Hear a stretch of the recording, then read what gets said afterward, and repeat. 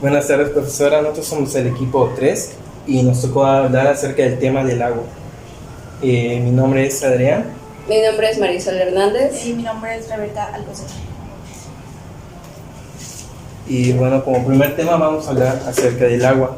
Y como bien todos sabemos, el agua es un estado líquido y es abundante en la tierra. Esto puede controlarse de un estado líquido, sólido y gaseoso. La fórmula química es H2O. Esto quiere decir que es una molécula conformada por dos elementos, el hidrógeno y el oxígeno. Se conforma igual de dos átomos, que es el hidrógeno y el oxígeno. La molécula del agua es bipolar. Esto quiere decir que tiene un polo positivo, que son los átomos de hidrógeno, y un polo negativo, que es el átomo de oxígeno. El mundo se dispone de 12.500 a 14.000 millones de agua por año para uso humano. Esto representa unos 900.000 por persona en el año, según que se estimuló en 1989. El agua es un elemento de naturaleza de estado sólido, igual puede ser hielo y granizo. Y como consejo debemos de cuidar el medio ambiente y sobre todo el agua, y hay que usarlo de manera adecuada. Bueno, yo les voy a hablar sobre la sustentabilidad a través de la nueva cultura. Pues antes se consideraba que el agua era infinita o que era ilimitada, pero pues en la actualidad sabemos que el agua no es ilimitada, ya que pues se puede acabar por la sobrepoblación y pues también por el desperdicio o el mal uso. También en los últimos años el consumo de agua ha aumentado en gran parte. Esto es en los países desarrollados y también pues por el crecimiento de la población. En el segundo Foro Mundial del Agua, que se sucedió en el año 2000, se alertó de la cantidad excesiva que se gastaba en la agricultura y la ganadería. Este era un porcentaje del 70 y 80% de la agua en el mundo. También el constante crecimiento del consumo del agua provocó una explotación de los mantos acuíferos subterráneos, y esto era porque la extracción del agua era muchísimo más rápida y los acuíferos no se podían recuperar. Bueno, a continuación vamos a hablar sobre las propiedades que tiene el agua, que es el punto 4.4. Como sabemos, el agua es una sustancia básica que permite la vida al planeta. Es un líquido incoloro, inodoro e insípido. Esto quiere decir que no tiene sabor.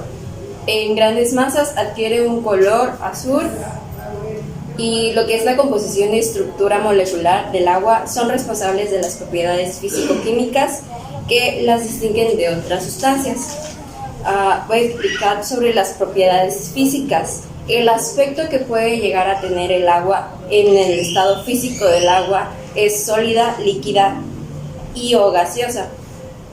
En el color es incolora, sabor es insípido, el olor es inolora, punto de congelación llega al 0 grados centígrados, en el punto de ebullición son 100 grados centígrados, presión crítica, la característica es del 217,5 atm, la temperatura crítica son de 375 grados centígrados. Pasamos a las propiedades químicas. El agua reacciona con los óxidos ácidos, también con los metales y con los no metales. Se une a las sales formando hidratos, y los anhídridos u óxidos ácidos básicos reaccionan con el agua para formar lo que son los hidróxidos. Para las propiedades físico-químicas del agua se pueden observar lo que es la acción disolvente, fuerza de cohesión entre sus moléculas, elevada fuerza de adición y gran calor específico. El siguiente subtema es el ciclo del agua. Toda el agua que existe en la Tierra en constante movimiento y a menudo cambia en sus diversas formas, ya como ya lo había mencionado, líquido, hielo o vapor. Los océanos, los mares, los ríos, las nubes e incluso la lluvia están en constante pasando por este ciclo. El ciclo del agua ocurre desde miles de millones de años y para la mayor parte de las formas de vida en el planeta es necesario que se lleve a cabo dicho ciclo.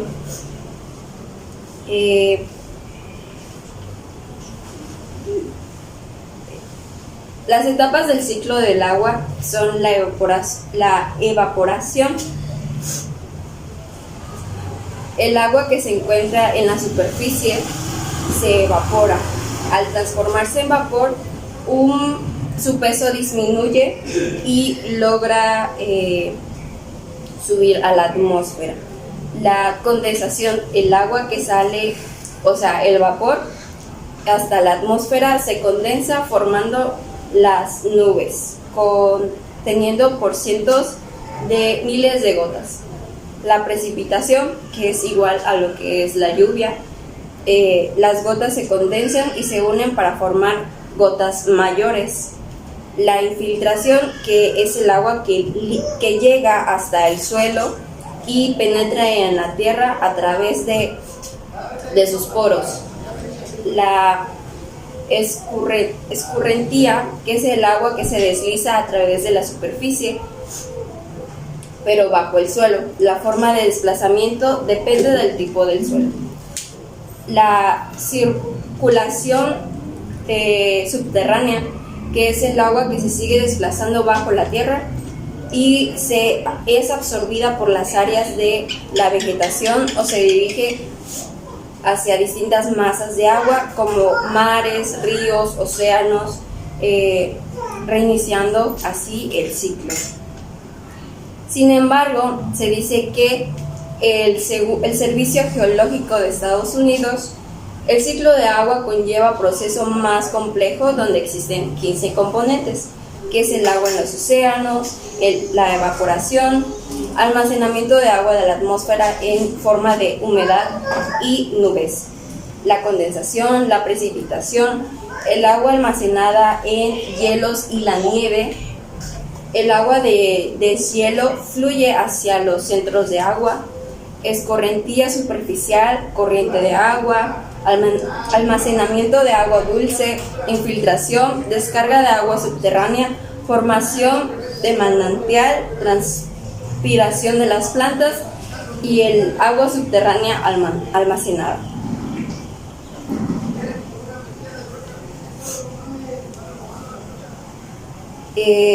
Podemos encontrar igual lo que son los tipos de agua, que son el agua potable, salada, dulce, dura, negra, bruta, fósil, subterránea, capilar, estancada, muerta, residual, blanda y salubre.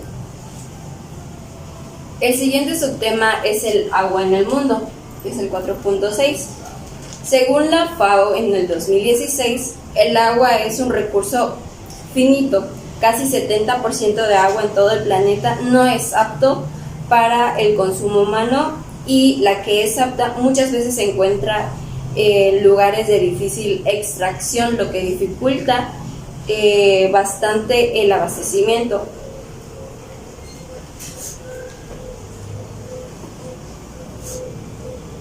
Los principales usos que tiene el agua en el mundo es para uso doméstico, que se refiere al uso de los seres humanos como la alimentación, para la limpieza de la casa, para el lavado de ropa y para la higiene personal. El uso público, que es como por ejemplo en la limpieza de calles, el uso de fuentes públicas, riego de parques y jardines también, y otros usos de intereses comunitarios. El uso en agricultura y ganadería, esto se usa para el riego de los campos, también para la alimentación de la ganadería y como parte del riego en la agricultura. Uso de la industria en fábricas, por ejemplo, para el proceso de fabricación de productos, de servicios o en construcción, etc. El uso como fuente de energía.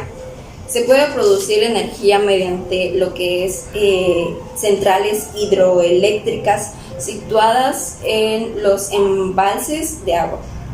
Uso como vía de comunicación. Desde tiempos atrás el hombre pues construyó lo que son las embarcaciones con las cuales se navegó por las aguas de los mares, también ríos y también de los lagos. En la actualidad se utilizan barcos para transportarse lo que son las cargas o mercancías que son muy pesadas y que no se pueden mandar por medio de los aviones. El uso en el deporte y ocio. Se practican varios deportes relacionados con el agua, ríos, en el mar, en las albercas y lagos. Deportes como lo que son vela, submarinismo, windsurf, natación, esquí acuático, waterpolo, piragüismo, entre otros. El agua en México. Para que se pueda gestionar el manejo de agua en México se necesita de instancias en todos los niveles de gobierno, que se coordinen los esfuerzos para la regularización pues, del recurso del agua. Como subtema están las instancias gubernamentales u organizaciones. Como subtema están las instancias gubernamentales u organismos públicos en materia de gestión de agua. De hecho, la Sermanat tiene facultades de expandir las NOM, esto para el cuidado del ambiente, para prevenir y controlar las contaminaciones del agua. Y entre las funciones se encuentran que es crear y conducir la política nacional en materia del agua, establecer de otras dependencias las NOM sobre el tema de descargas de aguas residuales, promover y ejecutar la infraestructura necesaria para los recursos hídricos y los servicios necesarios para cumplir con una buena calidad de agua en las cuencas. Por otro lado está el marco jurídico regular de agua en México. De hecho son dos leyes, que la primera es la Ley de Aguas Nacionales y su correspondiente regulamiento. Estos estipulan los principios para el uso y el aprovechamiento del agua. La otra ley, que es la Ley General del Equilibrio Ecológico y la Prevención del Ambiente, que estos establecen criterios en materia del agua, esto para prevenir y controlar la contaminación. Y el otro subtema es la disponibilidad de agua en México.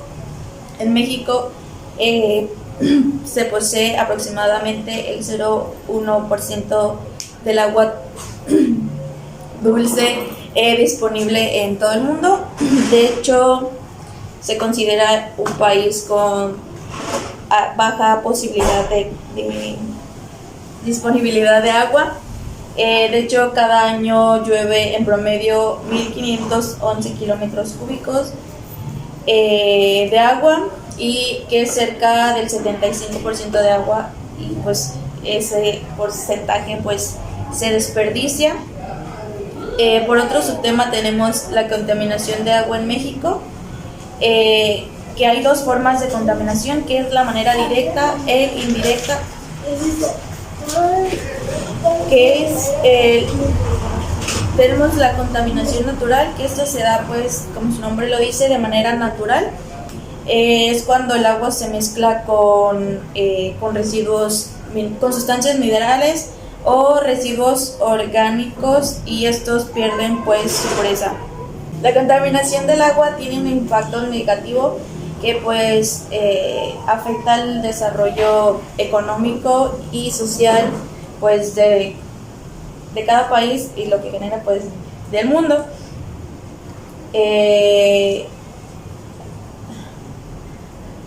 Ahí está la contaminación por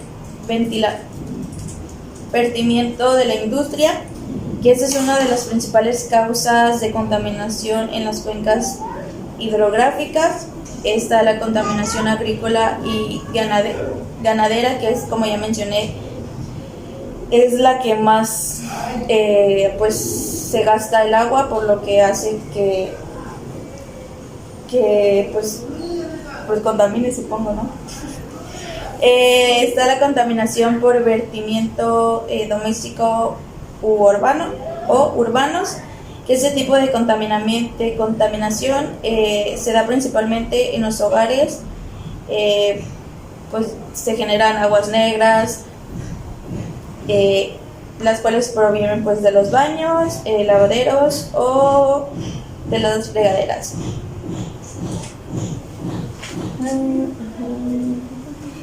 El otro tema es estrategias en empresas para el manifiesto de los recursos hídricos, que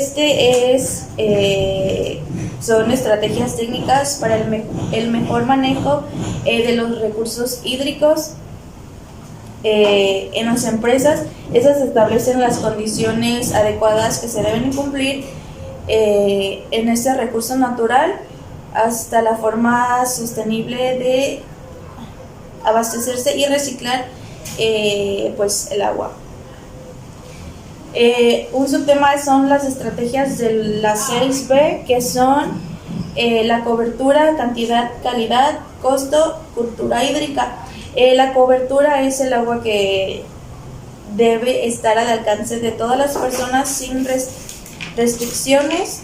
Pues nadie debería ser excluido pues, a tener el acceso de agua. La cantidad es cada persona debe contar con una porción suficiente para cubrir las necesidades diarias.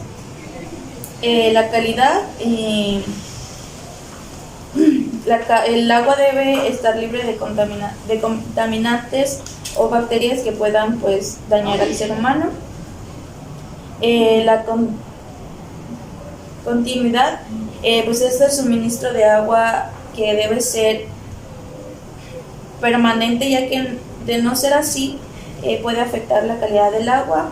El costo, pues el costo del agua debe ser accesible para todos y debe incluir un buen mantenimiento, tratamiento y cuidado de las instalaciones. Y por último está la cultura hídrica, que es el conjunto de costumbres, valores, actitudes y hábitos que un individuo o una sociedad tienen respecto al agua y pues su importancia. Está igual el uso de tecnologías para la captación y almacenamiento de agua. Pues existen diferentes tecnologías para el aprovechamiento del agua, y pues su clave radica en contar con aquellas que sean aceptadas y cuenten con un buen nivel de adopción, para el cual se requiere demostrar y propagar técnicas de bajo costo. Por último tema tenemos el 4.9, que son tecnologías de tratamiento de agua. Bueno, las tecnologías de tratamiento de agua existen dos, aeróbico y anaeróbico, pero se dividen en varios tipos. También se usan tecnologías para sistemas de desinfección. Se utilizan bioreactores de membrana, microfiltración, filtración y nanofiltración y osmosis inversas, que son efectivos para la producción. Entre ellas tenemos, que es la primera, es el sistema de desinfección de agua. Esto se utiliza para eliminar impurezas de aguas residuales. También se encuentra la tecnología utilizada, procesos de desinfección ultravioleta o ultrainfiltración. También se encuentra filtros de carbón activado. Esto consiste en que se puede remover el agua en un amplio rango de contaminación cuando el carbón activado esté en contacto contra el líquido. Está filtros de carbón, está tratamientos aeróbicos de aguas residuales. Este consiste en un tratamiento biológico de aguas residuales. También se encuentra bioreactores de membrana. Esto es utilizado por los procesos de membrana que separan dos fluidos a través de una de barreras efectivas, seleccionando y diferenciando la presión de las aguas de las superficies. También se encuentra osmosis inversa. Esta es una tecnología de purificación del agua que se utiliza la membrana semiplasmada para eliminar las moléculas y partículas del agua.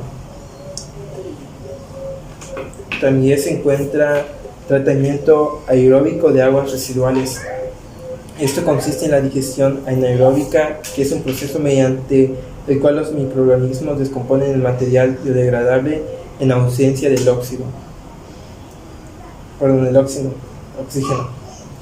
Y también se encuentra la nanofiltración. Este es un proceso relacionado con la prevención durante el cual ocurre una separación basada en el tamaño molecular. Y por último tenemos electrofiltración. Esta es una técnica mediante la cual pueden conseguirse mayores rendimientos a la hora de filtrar el agua y aplicar en un campo eléctrico. Y pues eso sería todo por nuestra parte. Agradezco su atención y tiempo.